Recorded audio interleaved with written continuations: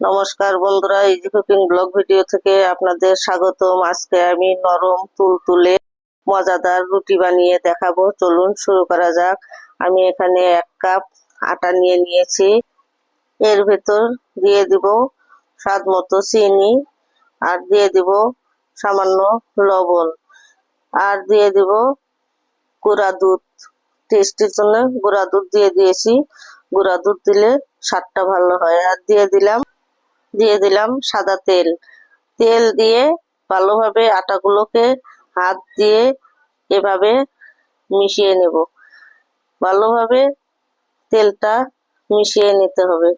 তেলটা মিশিয়ে নিয়ে হালকা কুসুম গরম জল দিয়ে দিয়েছি, যাতে হাতে সহ্য হয় এমন গরম জল দিতে হবে। আমি অল্প অল্প করে গরম জল দিয়ে আটাগুলোকে মেখে নেব।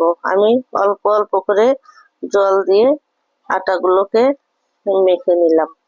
নিয়ে আর একটু এভাবে ডোটাকে ভালোভাবে মিশিয়ে নেব। ডোটা আপনি যত ভালোভাবে মিশিয়ে নেবেন, রুটিগুলো ততই খেতে ভালো লাগবে এবং নরম হবে অনেক।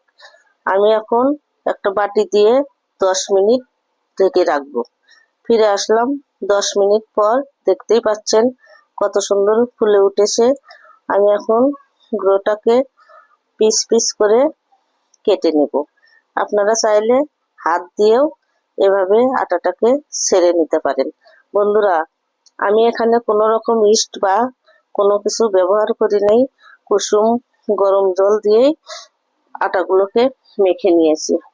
এখন এভাবে ভালোভাবে আবারও ডোটাকে একটু মিশিয়ে নেব।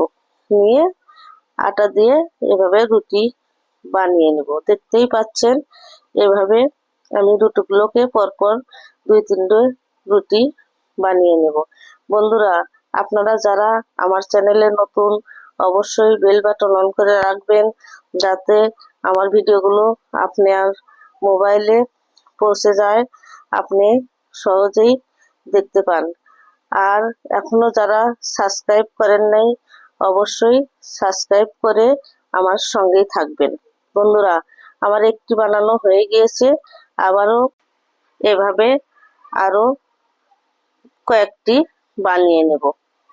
বন্ধুরা, অবশ্যই আমার চ্যানেলটি আপনারা দেখবেন, বন্ধুদের মাঝে শেয়ার করে দিবেন। আর অবশ্যই আমাকে আপনারা সাহায্য করে এগিয়ে নিয়ে যাবেন। আপনারা সাহায্য না করলে আমি এগোতে পারবো না। আপনাদের বন্ধু বা স্বজন মনে করিয়ে আমাকে এগিয়ে নিয়ে যাবেন। আমি চুলায় তাওয়া বসিয়ে দিয়েছি। তাওয়াটা গরম হয়ে গিয়েছে। এখন আমি একটি দিয়ে দিয়েছি। এক পাশ উল্টিয়ে দিয়ে দিয়েছি, আর এক পাশ ভালোভাবে ভেজে নিব। ভেজে উল্টিয়ে রুটিগুলোকে তুলে নিব। বন্ধুরা, দেখতেই পাচ্ছেন রুটিটা কেমন ফুলে উঠেছে। রুটি ফুললে খেতেও ভালো লাগে আর দেখতেও ভালো লাগে। বন্ধুরা, আপনারা চাইলে তেল দিয়েও রুটিগুলোকে ভেজে নিতে পারেন। আমি প্রায়ই বানাই, মাঝে মধ্যে তেল দিই, আবার মাঝে মধ্যে এভাবে রুটি বানিয়ে খাওয়াই। বন্ধুরা, এরকম নরম তুলতুলে রুটি খেতে অনেকেই ভালোবাসেন। আমার একটি ভাজা হয়ে গিয়েছে, উঠিয়ে নিলাম। আবারও এইভাবে 2-3টি রুটি বানিয়ে নেব। বন্ধুরা, অনেকেই রুটি ফুলাতে পারেন না। এভাবে এক পাশ অল্প আঁচে ভেজে নিয়ে দ্বিতীয় পাশ ভালোভাবে ভেজে নিয়ে উল্টিয়ে দিলেই ফুলকো ফুলকো রুটি হয়ে যাবে। আপনারা এভাবে অবশ্যই বানিয়ে খাবেন এবং আমাকে কমেন্টে জানিয়ে দিবেন রুটিগুলো বানানো এবং ভাজা কেমন হয়েছে। বন্ধুরা, আপনারা এখনো যারা সাবস্ক্রাইব করেন নাই, অবশ্যই সাবস্ক্রাইব করে আমার সঙ্গেই থাকবেন। আর রুটিগুলো দেখতেই পাচ্ছেন অনেক সুন্দর নরম ও তুলতুলে হয়েছে। বন্ধুরা, আপনারা এভাবে বানিয়ে খেয়ে কমেন্টে জানিয়ে দিবেন রুটিগুলো কেমন হয়েছে। দেখতেই পাচ্ছেন অনেক সুন্দর নরম হয়েছে এবং দেখতেই পাচ্ছেন ফুলে উঠেছে। আপনাদের বন্ধু বা স্বজন মনে করিয়ে আমাকে এগিয়ে নিয়ে যেতে সাহায্য করবেন। আপনাদের প্রতি আমার অনেক অনেক অনুরোধ রইল, অবশ্যই সাবস্ক্রাইব করে সঙ্গেই থাকবেন, বন্ধুদের মাঝে শেয়ার করে দিবেন।